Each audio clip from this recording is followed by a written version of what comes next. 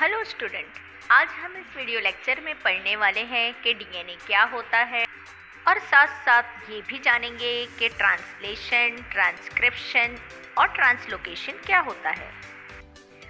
ये हमारा डीएनए है। डीएनए हमारी बॉडी के कैरेक्टर्स को कंट्रोल करता है, यानी हाइट, स्किन कलर, आई कलर, ये सारे कैरेक्टर्स डीएनए कंट्रोल करता है। बट डीएनए ये सारे काम कैसे करता है?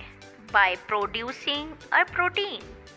लेकिन ये प्रोटीन प्रोड्यूस करने के लिए डीएनए अकेले काम नहीं करता है, इसे आरएनए की हेल्प लगती है। इसको सेंट्रल डॉग्मा कहते हैं।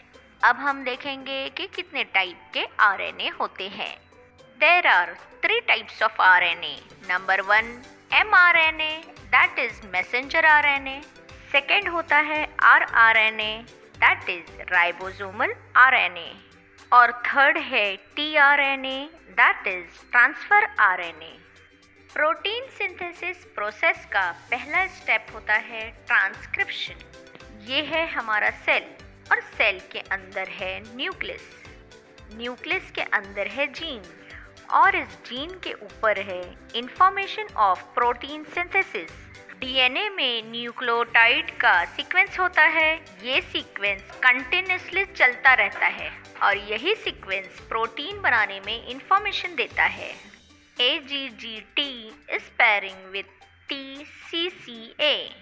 जीन न्यूक्लियस के बाहर नहीं जा सकता, तो जीन अपना इंफॉर्मेशन कॉपी करके mRNA प्रोड्यूस करता है, यानी डीएनए के ऊपर जो न्यूक्लियोटाइड है उसके हिसाब से mRNA बनता जाएगा और इसी प्रोसेस को हम ट्रांसक्रिप्शन कहते हैं, यानी the process of synthesis of mRNA according to the nucleotide sequence present on DNA is called transcription. ये ट्रांसक्रिप्शन न्यूक्लियस के अंदर होता है। ये पूरा पार्ट डीएनए है।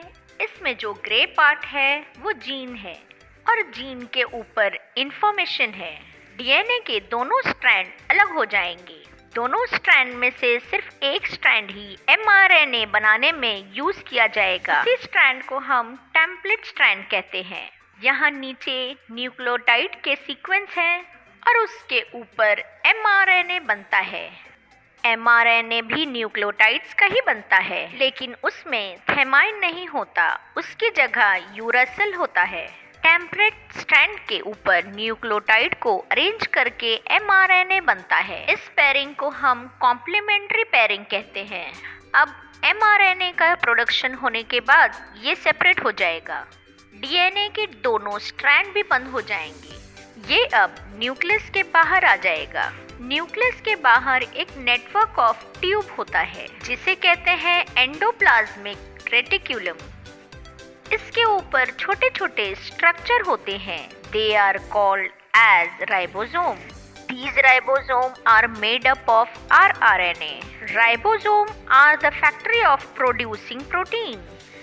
सेल में जितने भी प्रोटीन बनते हैं वो राइबोसोम में ही बनते हैं। जो mRNA न्यूक्लियस के बाहर आ जाता है वो राइबोसोम के साथ अटैच हो जाता है। ये mRNA है और इस पर न्यूक्लियोटाइड्स भी नजर आ रहा है। Here there is a group of 3 nucleotide. इसको हम ट्रिपलेट कोडॉन भी कहते हैं। These triplet codon will give us information of one amino acid. ये कोडॉन अमीनो एसिड को लाता है। हर mRNA 1000 ऑफ कोडॉन बनाता है। ये अमीनो एसिड पूरे साइटोप्लाज्म में स्कैटर्ड होते हैं। एक एक अमीनो एसिड को उठाकर tRNA राइबोसोम पर ले जाता है। तो स्टूडेंट, नीचे है mRNA और उसके पीछे है राइबोसोम। ये दोनों अटैच हो चुके हैं। नाउ जो ये ग्रुप दिख रहा है उसे हम कहते हैं codon. Codon gives me information for one amino acid. ये अमीनो एसिड tRNA लेकर आने वाला है। As per the codon on mRNA, amino acid are supplied by tRNA। tRNA के पास भी न्यूक्लियोटाइड होते हैं। नीचे के ग्रुप को कहते हैं कोडॉन और ऊपर के ग्रुप को कहते हैं एंटीकोडॉन। यहाँ पर कोडॉन और एंटीकोडॉन एक कॉम्प्लीमेंट्री सीक्वेंस में नजर आते हैं, यानी the process of bringing tRNA possessing anticodon that is complementary to codon on mRNA for protein synthesis is called translation. Amino acid brought in by tRNA are bounded together with the help of rRNA. यानी tRNA जो एक एक करके amino acid लाता है उसके बीच में हमें बॉन्ड बनाना है और ये बॉन्ड बनाने में हमें rRNA हेल्प करता है। फर्स्ट और सेकेंड दोनों tRNA के बीच में जो छोटी सी लाइन है उसे पेप्टाइड बॉन्ड कहते हैं। जब थर्ड tRNA आता है तो पहला वाला tRNA चला जाएगा, यानी पहले कोडॉन का काम खत्म हो गया है तो राइबोसोम क्या करेगा, वो आगे शिफ्ट हो जाएगा। यानी ribosome keeps on moving from one end of mRNA to other end by the distance of one triplet codon, और इसी को हम कहते हैं ट्रांसलोकेशन।